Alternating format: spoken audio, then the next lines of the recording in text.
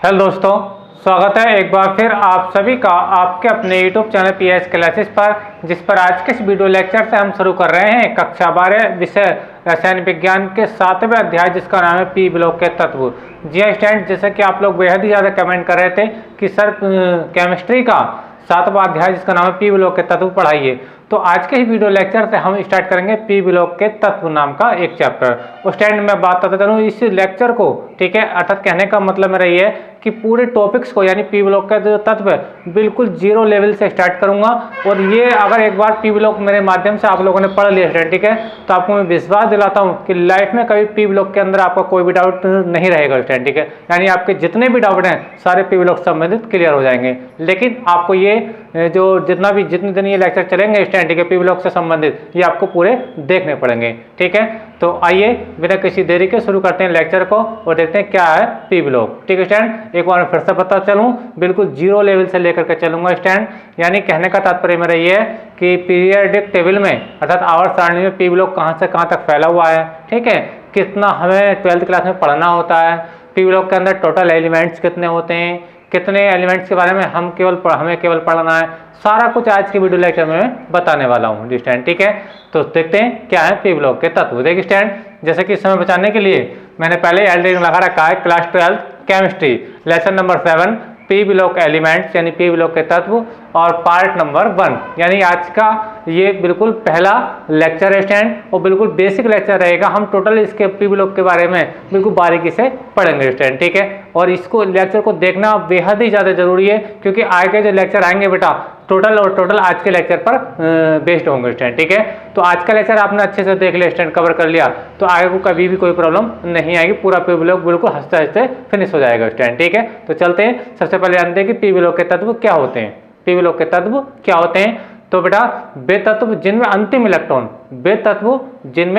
Electron उनके बाह्यतम कोश के पी उपकोश में प्रवेश करता है। किसमें बेटा? पी उपकोश में प्रवेश करता है, क्या कहलाता है? पी ब्लॉक के तत्व कहलाते हैं। देखिए स्टूडेंट, देखिए मैंने हेडिंग लगाया P block elements. P block elements क्या है? देखिए डेफिनेशन समझे, वे तत्व जिनमें अंतिम इलेक्ट्रॉन उनके बाह्यतम कोश के पी उपकोश में, अभी मैं आपको बता रहा था अंतिम इलेक्ट्रॉन कहाँ आएगा बेटा? पी उपकोश में प्रवेश करता है, पी ब्लॉक एलिमेंट्स कहलाते हैं स्टूडेंट, ठीक है।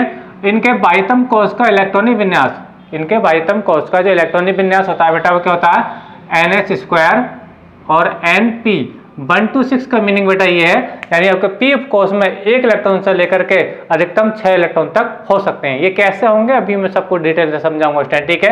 यानी S उपकोश होगा इसका पूर्ण रूप से भरा होगा, यानी S के अंदर 2 इलेक्ट्रॉन होंगे, ठीक है, और पी उपकोश के अंदर, ठीक है, आपके 1 इलेक्ट्रॉन से लेकर के 6 इलेक्ट्रॉन मैक्सिमम हो सकते हैं स्टूडेंट, ठीक है। जहां N है आपका मुख्य क्वांटम संख्या या आवर्त संख्या भी इसको कहते हैं स्टूडेंट, ठीक है। अच्छा, अब देखिए स्टूडेंट, बात करते हैं कि हमें पी ब्लॉक में, ठीक है, आवर्त सारणी में कितना पढ़ना है, कहां से कहां तक हमें पढ़ना है, ठीक है। चलिए समझाता हूं आपको। देखिए पीरियोडिक टेबल की अगर मैं बात करूं, पीरियोडिक टेबल की अगर मैं बात करता हूं स्टूडेंट, तो पूरी पीरियोडिक टेबल में आपके 18 वर्ग हैं। कितने वर्ग हैं बेटा?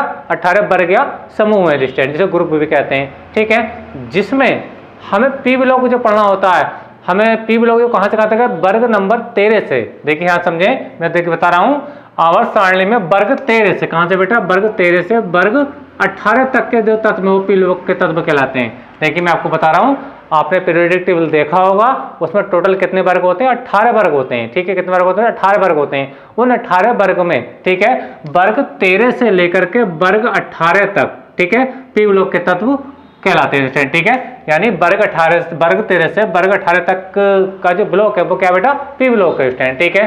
अच्छा, अब देखिए वर्ग 13 और वर्ग 14, यानी मैंने आपको बताया पी ब्लॉक कहां से कहां तक है? वर्ग 13 से वर्ग 18 तक है, वर्ग 13 से वर्ग 18 तक। जैसे कि मैंने टेबल के माध्यम से भी मैं इसको अच्छे से समझाऊंगा स्टूडेंट।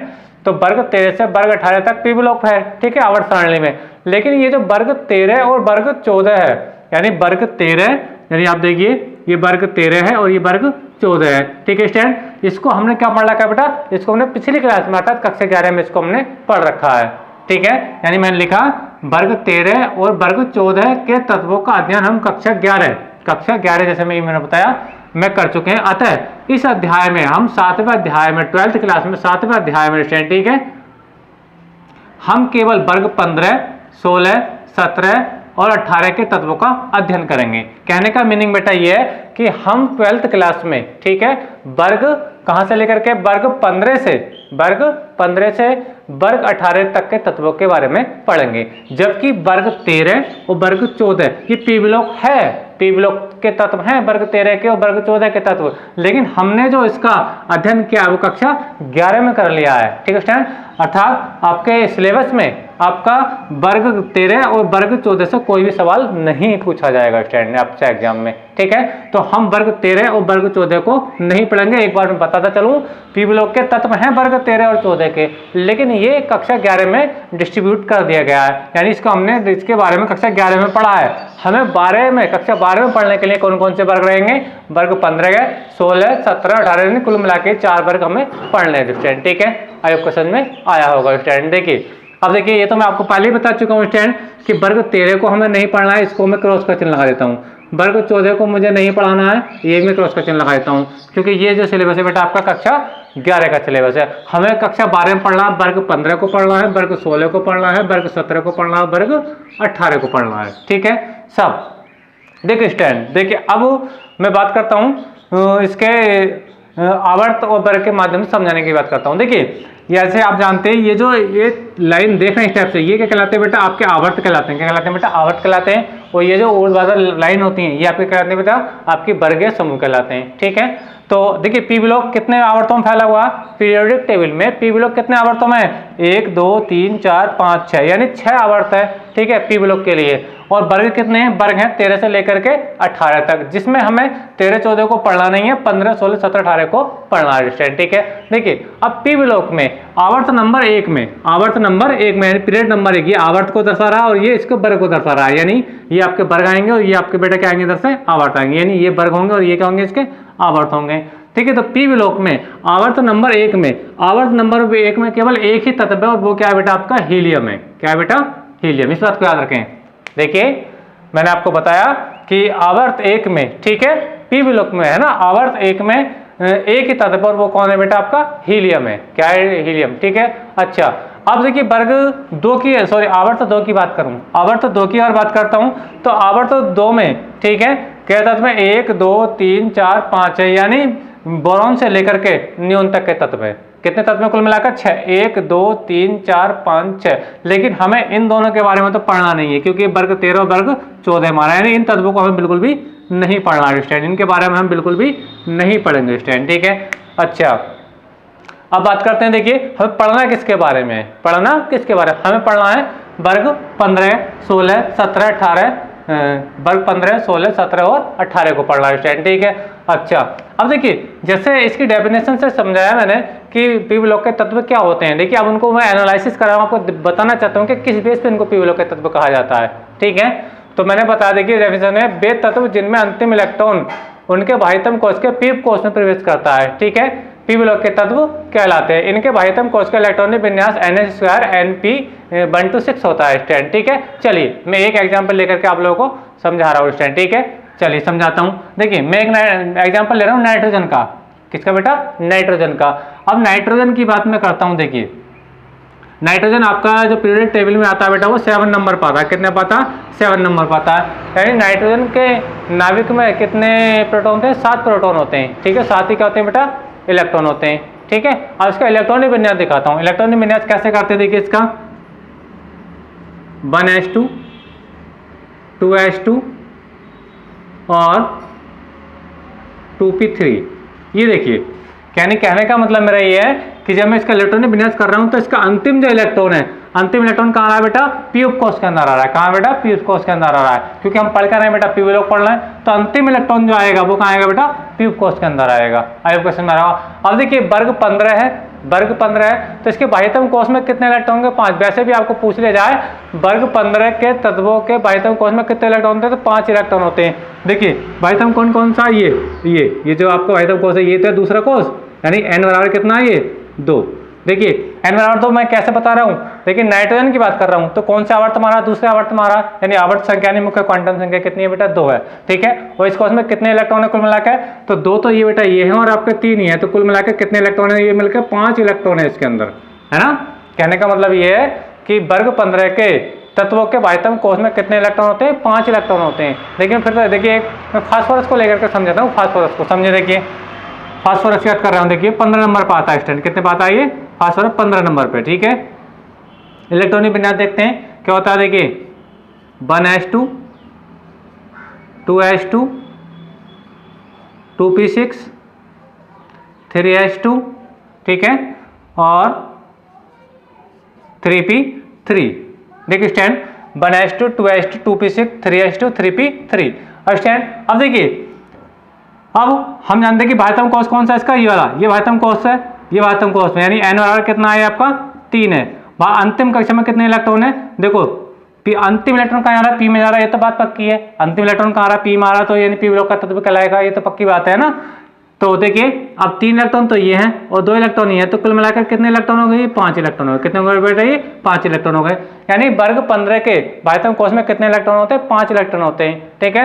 और हम जब इलेक्ट्रॉनिक विन्यास कर रहे हैं तो हम देख रहे हैं कि अंतिम इलेक्ट्रॉन कहाँ आ रहा है बेटा? पी कोष में आ रहा है। कहाँ आ रहा है बेटा? पी कोष में आ रहा है। और जब ये पी कोष में आ रहा है तो हमका ये हमें पता चल रहा है कि ये जो फास्फोरस है पी ब्लॉक का तत्व है। अब आपसे पूछा है कौन सा आवर्त का तत्व है, तो आप देख लीजिए ये बाह्यतम कक्षा संख्या कौन सी आ रही है? हमको कंडन संख्या कितनी आ रही है? एन का कितना आ रहा है? 3 आ रहा है, ठीक है। तो ये तीसरे आवर्त का तत्व होगा। देखो फास्फोरस क्या तीसरे नंबर पर आएगा? कितने नंबर पर आएगा बेटा? अभी मैंने नाइट्रोजन की बात करी, तो नाइट्रोजन के लिए एन का कितना है? मैंने 2 बताया, क्योंकि इसके बाह्यतम कोष कौन सा? दूसरा कोष है, जिसमें कितने इलेक्ट्रॉन है? 5 इलेक्ट्रॉन है। अगर क्वेश्चन में आएगा तो देखिए 2 नंबर पर आ रहा है, यानी एन बराबर कितना हो गया आपका? मुख्य कंटन संख्या 2, ये एन बराबर कितना हो गया? 3 हो गया, ठीक है स्टूडेंट। अच्छा आप किसी को भी ऐसे ट्राई करके देखो, आराम से इसको निकाल सकते हैं। जैसे मान लीजिए अब मैं देखिए सल्फर की बात कर लेता हूँ। किस बात करता हूँ बेटा? सल्फर, ठीक है। 16 नंबर है इसके इलेक्ट्रॉनिक विन्यास। अब देखना चाहता हूँ सल्फर कौन से आवर्त का तत्व है ना? पी ब्लॉक में तो है, लेकिन कौन सा आवर्त का तत्व है उसको देखिए। सल्फर आता है स्टैंड 16 नंबर पे। कितने बेटा? 16। इलेक्ट्रॉनिक विन्यास करिए 1s2, 2s2, 2p6, 3s2 और 3p4, 3p4। अब देखिए बाह्यतम कोष में कौन सा बाह्यतम कोष है इसका? कहाँ बाह्यतम कोष कौन सा? देखिए ये बाह्यतम कोष है, ये वाला, ये। तो एन वाला कितना है? इसमें भी 3 आ रहा है। और इसमें 3 क्यों आ रहा है? क्योंकि देखिए फास्फोरस देखिए इसी नंबर में आ रहा है, यानी कौन से पीरियड में आ रहा है? आपके तीसरे पीरियड में आ रहा है, ठीक है। यानी बाह्यतम को आप इलेक्ट्रॉन कितने इसके बाह्यतम कोष में? अब देखिए वर्ग बाह्यतम कोष में इलेक्ट्रॉन देखो कितने? 4 तो इलेक्ट्रॉन ये हैं और 2 इलेक्ट्रॉन ये हैं, ठीक है। कुल मिलाकर 6 इलेक्ट्रॉन हो गए। कितने हो गए बेटा? ये 6 इलेक्ट्रॉन हो गए, ठीक है। तो जब 6 इलेक्ट्रॉन हो गए तो ये वर्ग आपका वर्ग 16 का तत्व होगा। कितने होगा बेटा? वर्ग 16 का तत्व होगा। यानी बाह्यतम कोष में जितने इलेक्ट्रॉन होते हैं वो उसके वर्ग की संख्या को बताता है ना। और जौन सी कक्षा में आएगी, यानी कक्षा संख्या, यानी एन का जो मान यहाँ पर आ रहा होगा, ठीक है। ये 1s2, 2s2 जब हम कर रहे हैं, एन के ही मान तो होते हैं, यानी मुख्य क्वांटम संख्या होती है। तो ये नंबर बताएगी आपकी आवर्त संख्या बताती है, और ये टोटल इलेक्ट्रॉन बताते हैं कौन से वर्ग में कौन से समूह का तत्व है। तो इसके सल्फर के लिए मैंने देखा कि बाह्यतम कोष कौन सा आ रहा है? तीसरा आ रहा है, यानी ये तीसरे आवर्त में मुझे देखने को मिलेगा। और बाह्यतम कोष में कितने इलेक्ट्रॉन है? 4 और 2 6, यानी 6 इलेक्ट्रॉन है, तो ये वर्ग 16 का तत्व होगा, ठीक है। इसी प्रकार देखो यहाँ पे भी देख लिया जाए, इसका जो बाह्यतम कोष का इलेक्ट्रॉन है इसका तो ns² np4 होता है। देखिए ns² np4, यानी s के अंदर 2, p के अंदर 4। अभी मैंने देखो फास्फोरस के लिए समझाया, फास्फोरस का आपका बेटा ये है, ठीक है। इसका होता है ns² np3। तो देखिए फास्फोरस क्या? देखिए ns² np3, आपको समझ में आ रहा होगा। यानी n का मान कितना? 3, और s के अंदर 2 और p के अंदर 3, यानी s कोष के अंदर कितने इलेक्ट्रॉन है? 2, p के अंदर कितने? 3, यानी ये चीज़ को बिल्कुल बैलेंस कर रही है। इस प्रकार ये भी बैलेंस करेगा। ऐसी अगर हम बात करें वर्ग 17 के तत्वों की, है ना, तो वर्ग 17 में क्या देखिए? फ्लोरीन, क्लोरीन, ब्रोमीन, आयोडीन, जिसे हम हेलोजन परिवार के तत्व भी कहते हैं, ठीक है। और वर्ग 18 में कौन से कितने तत्व बेटा? 6 तत्व हैं। कितने तत्व बेटा? 6 तत्व। कौन कौन से हैं? Helium, neon, argon, krypton, xenon और रेडॉन, ठीक है। आपको समझ में आ रहा होगा। अब देखिए अब सब वर्गों को मैं आराम से समझाता हूँ कि किनको क्या कहा जाता है, ठीक है। सारे वर्गों को देखिए, अगर मैं वर्ग 15 की बात करता हूँ, वर्ग अगर 15 की बात करूँ स्टैंड, तो वर्ग 15 का पहले जो तत्व वो नाइट्रोजन है। क्या बेटा? नाइट्रोजन है, ठीक है। आपको समझ में आ रहा होगा। यानी वर्ग हमें 13, 14 तो पढ़ना नहीं है, वर्ग 13, 13 और 14 को तो पढ़ना नहीं है, हमें वर्ग 15 से लेकर 18 तक पढ़ना है, ठीक है। तो वर्ग आपका 15 है, ठीक है। वर्ग 15 का जो पहला तत्व है क्या? नाइट्रोजन। और टोटल तत्व कितने इसके अंदर? 1, 2, 3, 4, 5, यानी 5 तत्व है। कितने तत्व बेटा? 5 तत्व हैं। और सबसे पहला तत्व क्या बेटा? नाइट्रोजन, ठीक है। तो ये वर्ग 15 के तत्वों को हम नाइट्रोजन परिवार के तत्व कहते हैं। क्या कहते हैं बेटा? नाइट्रोजन परिवार के तत्व कहते हैं, ठीक है।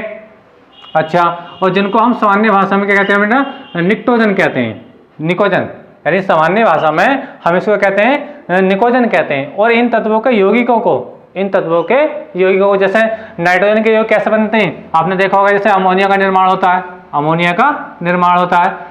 तो अमोनिया का निर्माण कैसे होता है, देखिए NH3, यानी नाइट्रोजन का यौगिक है, ये नाइट्रोजन का यौगिक है। तो कहने का मतलब ये है कि इन जो नाइट्रोजन परिवार के तत्व होते हैं इनको हम निकोजन कहते हैं, और इनके यौगिकों को हम क्या कहते हैं बेटा, निकटाइड कहते हैं। क्या कहते हैं बेटा, निकटाइड कहते हैं। अब क्वेश्चन में आ रहा होगा, इस चीज को भी याद रखा करो बेटा, है ना। जो वर्ग 15 के तत्व हैं, नाइट्रोजन परिवार के जो तत्व हैं उनको हम निकोजन कहते हैं, और उनके यौगिकों को, जैसे NH3 है, अगर हमें इसका यौगिक ले फास्फोरस का तो ये PH3 हो जाएगा, फॉस्फीन, है ना। तो इनको जो हम क्या कहेंगे, इनको हम कहेंगे निकटाइड कहेंगे। क्या बेटा, निकटाइड कहेंगे। अब क्वेश्चन में आ रहा होगा। अब देखिए वर्ग 15 में ये बताता हूँ कौन धातु है, कौन अधातु है और कौन उपधातु है, क्योंकि पूरी आवर्त सारणी के अंदर पी विलोक एक ऐसा विलोक है बेटा जिसके अंदर धातु भी हैं, अधातु भी हैं और उपधातु भी हैं। ठीक है स्टूडेंट, तो देखिए मैं आपको बता रहा हूँ कि अगर इसमें धातु बता रहा हूँ, अधातु बता रहा हूँ, उपधातु बता रहा हूँ। ठीक है, देखिए वर्ग 15 में अगर मैं बात करता हूँ नाइट्रोजन और फास्फोरस की, नाइट्रोजन और फास्फोरस की अगर बात करूँ बेटा, तो ये दोनों अधातु हैं, दोनों क्या बेटा, अधातु, अर्थात ये नॉन मेटल हैं। ठीक है स्टूडेंट, एक बार आपको मैं फिर से बता रहा हूँ कि वर्ग 15 में जो आपके नाइट्रोजन और फास्फोरस यानी पहले जो तत्व हैं वो क्या है बेटे, आपके अधातु हैं। जबकि बात करता हूँ आर्सेनिक और आपके एंटीमनी की, आर्सेनिक और एंटीमनी दोनों क्या है बेटा, उपधातु हैं, दोनों क्या है बेटा, उपधातु। इसका याद रखना, है ना। उपधातु को मैं मान लीजिए राइट के चिन्ह से लिख देता हूँ, ये क्या है बेटा, जिसको मैंने सर्कल कर दिया, जिसको मैंने सर्कल कर दिया स्टैंड, वो क्या है बेटा, आपका अधातु है। क्या है, अधातु। और जिसपे मैंने ये राइट का चिन्ह लगा लिया, समझ लेना, आप इस चीज को नोट कर लें, है ना। तो ये दोनों क्या है बेटा, आपके उपधातु। उपधातु क्या होते हैं बेटा, उपधातु बेटा ऐसे सबस्टेंस होते हैं जिनका धातु और अधातु दोनों के गुण पाए जाते हैं, है ना। उपधातु ऐसे सबस्टेंस होते हैं, ऐसे पदार्थ होते हैं जिनके अंदर धातु और अधातु दोनों के गुण पाए जाते हैं, क्या कहलाते हैं बेटा, वो उपधातु कहलाते हैं। अच्छा, बात करते हैं बिस्मिथ की, क्या करते हैं बेटा, बिस्मिथ। तो बिस्मिथ क्या है, एक धातु, ये एक बहुत ही दुर्बल धातु है, और ये बेटा वाइट कलर का जो मोती होता है, ये मोती की जैसी होती है। कैसे होती है बेटा, ये जो बिस्मिथ है आपका, ये क्या बहुत ही दुर्बल धातु है, बहुत कमजोर धातु है ना। और ये सफेद रंग का आपने कभी मोती देखा हो, ये बिल्कुल दूध की तरह, बिल्कुल मोती की तरह होता है। कौन, बिस्मिथ स्टैंड। ठीक है, तो याद रखना वर्ग 15 में जो पहले तत्व नाइट्रोजन और फास्फोरस हैं दोनों क्या है बेटा, अधातु हैं, जबकि आर्सेनिक और एंटीमनी, ठीक है, आर्सेनिक और एंटीमनी दोनों क्या है बेटा, आपके ये उपधातु हैं। उपधातु मैं फिर से बता रहा हूँ, जिनके अंदर धातु और अधातु दोनों के गुण पाए जाते हैं, कहलाते हैं उपधातु कहलाते हैं। जबकि जो अंतिम तत्व है आपका बिस्मिथ, ये क्या है बेटा, आपका ये एक दुर्बल धातु है जो व्हाइट कलर के मोती की तरह दिखाई देता है स्टूडेंट। ठीक है, आयुक्त के बारे में बता रहा हूँ, चल गया होगा स्टूडेंट। ठीक है, और इसके बाह्यतम कोष में, यानी वर्ग 15 के बाह्यतम कोष में कितने इलेक्ट्रॉन होते हैं, 5 इलेक्ट्रॉन होते हैं। कितने होते हैं बेटा, 5। एस कक्षक के अंदर 2 और पी के अंदर कितने होते हैं, 3 होते हैं। बात करते हैं अब हम वर्ग 16 के तत्वों की। अब ये देखिए वर्ग 16 में बताऊंगा कौन अधातु है, कौन धातु है स्टूडेंट। देखिए वर्ग 16 की अगर मैं बात करूं बेटा, तो इसका प्रथम सदस्य क्या, ऑक्सीजन है। प्रथम सदस्य क्या बेटा, ऑक्सीजन है, इसलिए इसको ऑक्सीजन परिवार के तत्व भी कहते हैं। क्या कहते हैं इसको बेटा, ऑक्सीजन परिवार के तत्व भी कहते हैं। और इसको अगर बात करूं इसके दूसरे नाम से पुकारूं तो इसको बेटा हम बोलते हैं कैल्कोजन। क्या बोलते हैं बेटा, इसको कैल्कोजन कहते हैं। यानी इसको कहते थे हम क्या, वर्ग जो नाइट्रोजन परिवार के तत्व हैं उनको कहते हैं हम निकोजन, इसको बोलते हैं हम बेटा कैल्कोजन। कैल्कोजन का जो मीनिंग होता है बेटा, कैल्कोजन का जो मीनिंग होता है उसका होता है अयस्क बनाने वाले तत्व। ठीक है, यानी वर्ग 16 के जो तत्व होते हैं ये क्या बनाते हैं बेटा, अयस्क बनाते हैं। क्या बनाते हैं बेटा, अयस्क बनाते हैं। ठीक है, तो वर्ग 15 के तत्वों का कहते हैं हम बेटा निकोजन कहते हैं, इनको हम बेटा कैल्कोजन कहते हैं। कैल्कोजन का मैंने मीनिंग बताया, क्या, अयस्क बनाने वाले तत्व स्टूडेंट। ठीक है, अच्छा इसमें जो आपका ऑक्सीजन है, सल्फर है, सिलीनियम है और टेल्यूरियम है, यानी ये प्रथम 4 जो सदस्य हैं, प्रथम 4 जिसे मैं सर्कल कर रहा हूँ ना, ये जो मैंने सर्कल किया स्टूडेंट। ठीक है, ये चारों जो तत्व होते हैं ये, ठीक है, जिनको मैंने सर्कल कर दिया स्टूडेंट, ये सब क्या है बेटा, आपके अधातु होते हैं, आपके नॉन मेटल होते हैं। क्या होते हैं बेटा, नॉन मेटल होते हैं। जबकि ये जो आपका पोलोनियम है बेटा, पोलोनियम, पोलोनियम क्या बेटा, एक रेडियो एक्टिव पदार्थ है। क्या है, एक रेडियो एक्टिव पदार्थ है। तो इस चीज को याद रखना बेटा, इसको नोट करो। सबसे इंपॉर्टेंट बात, यानी वर्ग 16 के तत्व होते हैं आपके, है ना, ऑक्सीजन परिवार के तत्व या कैल्कोजन, जो प्रथम 4 सदस्य क्या होते हैं बेटा, आपके अधातु होते हैं। और जो अधातु है उसको मैंने देखिए वर्ग बाई वर्ग मैंने क्या कर दिया, उनको सर्कल में कर दिया है। ठीक है, जबकि ये जो आपका जो पीओ है, पीओ यानी पोलोनियम, ये क्या है, एक रेडियो एक्टिव पदार्थ है। क्या बेटा, ये रेडियो एक्टिव सब्सटेंस है। ठीक है, आपको समझ में आ रहा होगा।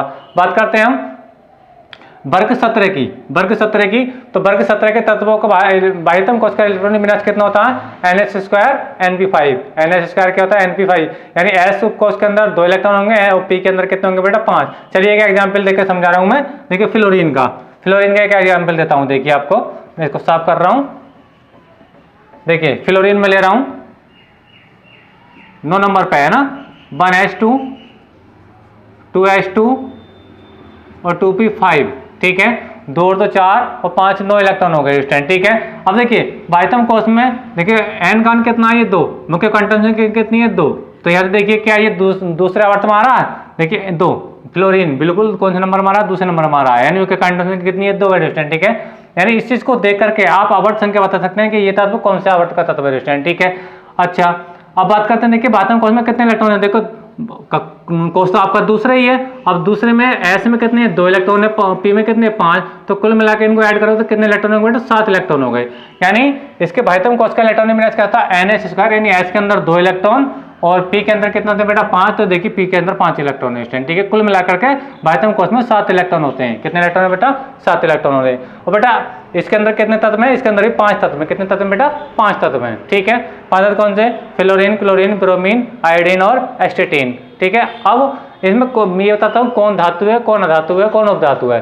तो देखिए बेटा बहुत आसान इसको याद रख सकते हैं, बिल्कुल सेम पहले की तरह, यानी वर्ग 16 की तरह। इसके प्रथम 4 सदस्य फ्लोरीन क्लोरीन ब्रोमीन और आयोडीन, ये सब क्या बेटा आपके अधातु हैं। क्या रहेंगे सब आपके अधातु हैं स्टूडेंट, ठीक है। जबकि अगर मैं बात करता हूँ कि एस्टेटाइन की, तो ये एक रेडियो एक्टिव पदार्थ है। जैसे यहाँ पे एक रेडियो एक्टिव था पोलोनियम था, यहाँ पे एस्टेटाइन है। और एस्टेटाइन बेटा एक ऐसा पदार्थ है, इसके लवण जो होते हैं, एस्टेटाइन के जो लवण होते हैं वो समुद्री जल में पाए जाते हैं। इंपॉर्टेंट बात है, इसको याद रखना, आपसे पूछा जाता है कंपटीशन लेवल में जाता है। जो आपका हेलोजन परिवार का अंतिम तत्व है यानी एस्टेटाइन है, इसके जो लवण होते हैं, ठीक है, वो कहाँ आते हैं बेटा समुद्री जल में पाए जाते हैं, ठीक है। तो याद रखना इसके भी प्रथम 4 सदस्य क्या बेटा आपके अधातु हैं, जबकि 5वां जो तत्व है एस्टेटाइन, ये क्या बेटा आपका रेडियो एक्टिव पदार्थ है। और इसकी एक विशेषता ये है कि इसके जो लवण होते हैं वो समुद्री जल में पाए जाते हैं स्टूडेंट, ठीक है। आपको अच्छे समझ में आया होगा स्टूडेंट, ठीक है। अच्छा अब बात करते हैं इसके आगे की, यानी वर्ग 18 की। तो देखिए वर्ग 18 में कितने इलेक्ट्रॉन होते हैं बेटा आपके, सॉरी कितने तत्व होते हैं आपके, 6 तत्व होते हैं, helium neon argon krypton xenon और रेडॉन, ठीक है।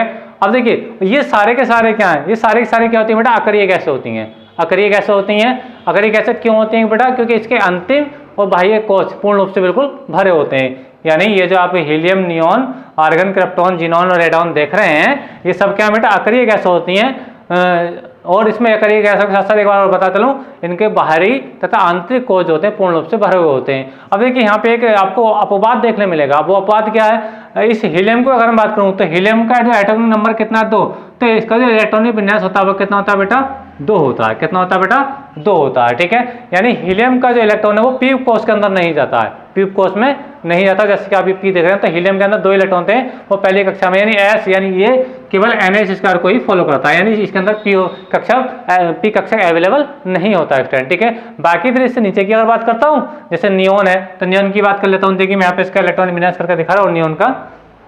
चलिए मैं इसको देखिए साफ कर रहा हूँ, फिर आपको अच्छे से और भी समझ में आएगा कि इनको अकरीय गैसें क्यों कहा जाता है, ठीक है। जैसे अभी मैंने आपको बताया नियॉन के लिए बात कर लेता हूँ। नियॉन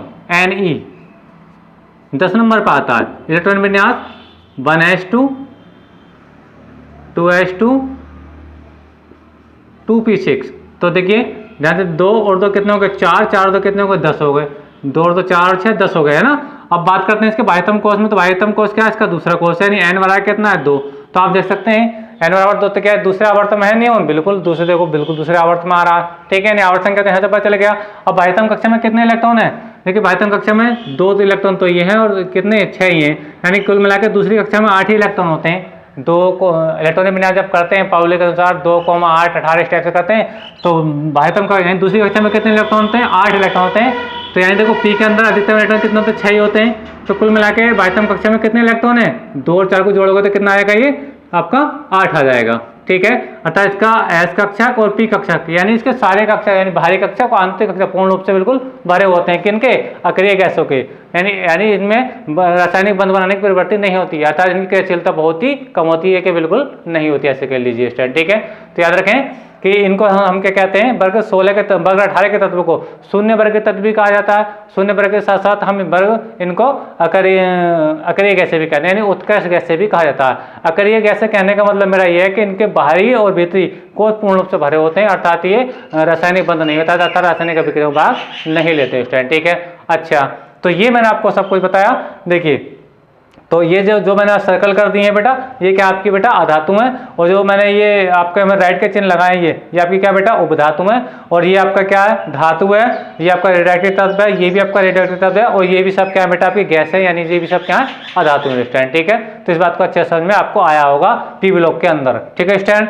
अच्छा, अब देखिए बात करता हूँ कि पूरे पी ब्लॉक के आवर्त सारणी के अंदर पूरे पी ब्लॉक में कितने तत्व हैं, तो पूरे पी ब्लॉक में बेटा आपके 31 तत्व हैं। कितने एलिमेंट्स हैं, 31 एलिमेंट्स है पूरे पी ब्लॉक के अंदर, ठीक है। जिसके अंदर आवर्त कितने हैं, सॉरी वर्ग कितने हैं, वर्ग कितने, 1 2 3 4 5 6, टोटल 6 वर्ग हैं, है ना।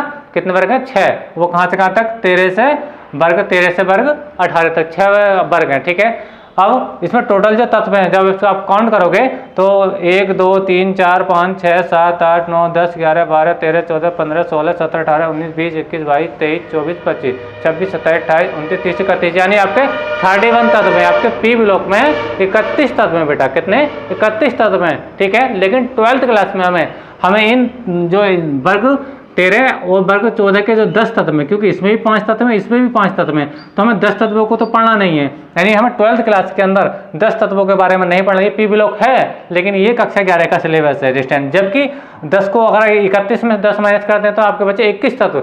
हमें कक्षा 12 के लिए केवल हमें 21 तत्वों के बारे में पढ़ना होता है, और ये आप जानते होंगे बच्चों बड़े अच्छी तरीके से कि एग्जाम में पी ब्लॉक ज़्यादा से ज़्यादा मार्क्स में पूछा जाता है, यानी पी ब्लॉक से बहुत ज़्यादा क्वेश्चन बनते हैं स्टूडेंट, ठीक है। तो ये आज का जो वीडियो लेक्चर था बेटा केवल बेसिक लेक्चर था, अभी मैंने इसके बारे में कुछ ज़्यादा आपको नहीं समझाया। आज के बारे में मैंने बताया कि पी ब्लॉक आवर्त सारणी में कहाँ से कहाँ तक फैला हुआ होता है, कि उसके अंदर कितने आवर्तों में होता है और कितने वर्गों में होता है स्टूडेंट, ठीक है। और मैंने बताया कि इसके अंदर टोटल कितने एलिमेंट्स होते हैं, कितनों को हमें पढ़ना है, कितनों को हमें नहीं पढ़ना है, ठीक है। साथ ही साथ मैंने इसका क्लासिफिकेशन बताया, इनको हम नाइट्रोजन परिवार के तत्वों को निकोजन कहते हैं, ठीक है, और इनके जो यौगिक होते हैं निकटाइड कहते हैं। वर्ग 16 के तत्वों को यानी ऑक्सीजन परिवार के तत्व कहते हैं, इनका दूसरा नाम कैल्कोजन है, और कैल्कोजन का मीनिंग होता है बेटा अयस्क बनाने वाले तत्व। जबकि आपके वर्ग 17 के जो तत्व हैं, ठीक है, उनको हम क्या कहते हैं बेटा हैलोजन कहते हैं, कहते हैं बेटा हैलोजन कहते हैं। इनकी जो विद्युत ऋणात्मकता होती है बेटा बहुत हाई होती है, ठीक है।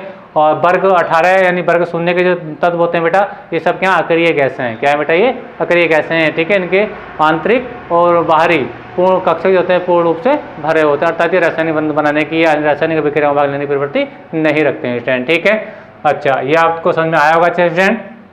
तो आज के इस वीडियो लेक्चर में स्टूडेंट हम केवल इतना ही पढ़ेंगे। अब आगे कुछ मेरा नेक्स्ट लेक्चर आएगा, यानी ये पार्ट 1 है, पार्ट 2 जब आएगा तो हम नाइट्रोजन परिवार के तत्वों को जहां से हमें स्टार्ट करना है हम उसको स्टार्ट करेंगे। तो ये स्टूडेंट ये आज का बेसिक लेक्चर था। आई होप उम्मीद करता हूँ कि अच्छे समझ में आया होगा बच्चों। अगर अच्छे से समझ में आया है तो प्लीज़ वीडियो को भी लाइक कीजिए, शेयर कीजिए और कमेंट करके मुझे बताइए, ठीक है। और आप भी चाहते हैं कि पी ब्लॉक आप बिल्कुल स्टैंडर्ड तरीके से पढ़ें स्टूडेंट, ठीक है। और ये मैं आपको विश्वास दिलाता हूँ कि एक बार पी ब्लॉक मेरे माध्यम से अगर पढ़ेंगे स्टूडेंट तो लाइफ में नहीं भूल पाएंगे। आपको इतना स्टैंडर्ड तरीके से मैं इस पी ब्लॉक को आपको बिल्कुल इसका मास्टर बना दूंगा स्टूडेंट, इस टॉपिक का स्टूडेंट, ठीक है। तो अगर चाहते हैं कि मेरी वीडियो का हर नोटिफिकेशन आप लोगों के तक आए, मेरा जैसे लेक्चर अपलोड हो स्टूडेंट, ठीक है, तो आप लोगों को करना ही होगा कि आपके जो साइड में लाल कलर का बटन आ रहा है यानी मेरे चैनल को सब्सक्राइब करना ही होगा स्टूडेंट, ठीक है। तो आप लोगों से मेरा विशेष रिक्वेस्ट है, अगर आप भी चाहते हैं केमिस्ट्री में पी ब्लॉक के मास्टर बनना तो प्लीज़ मेरे चैनल को सब्सक्राइब कर लीजिए और बेल आइकन का बटन जरूर दबाइए ताकि मेरी आने वाली हर वीडियो का नोटिफिकेशन आप लोगों को सबसे पहले प्राप्त हो। तो याद रखें, सबसे इंपॉर्टेंट बात, चैनल को सब्सक्राइब जरूर करें, चैनल को शेयर जरूर करें स्टूडेंट, ठीक है। और ये मैं विश्वास दिलाता हूँ, बार बार कह रहा हूँ कि एक बार पी ब्लॉक मेरे माध्यम से पढ़ करके देखिए स्टूडेंट, आपको लाइफ में इस टॉपिक से संबंधित कहीं भी कोई प्रॉब्लम नहीं आएगी स्टूडेंट, ठीक है। तो सभी वीडियो लगातार पाने के लिए चैनल को आप सब्सक्राइब कर लीजिए और बेल आइकन का बटन जरूर दबाइए ताकि मेरी जैसे ही वीडियो आए नोटिफिकेशन आप लोगों के पास सबसे पहले पहुंचे। मिलेंगे अगले वीडियो में, तब तक के लिए धन्यवाद। अब इसका स्क्रीनशॉट ले लीजिए स्टूडेंट।